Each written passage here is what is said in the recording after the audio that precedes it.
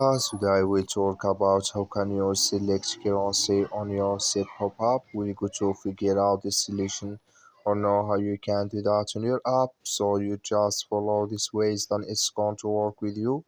So all you have to do, you just go down, you click here on profile down here, and just click here on profile. It's going to take you to this list. It's going to show for you like this here. So then all you have to do now, you just go down, you keep going down here, then you click here on location and currency here.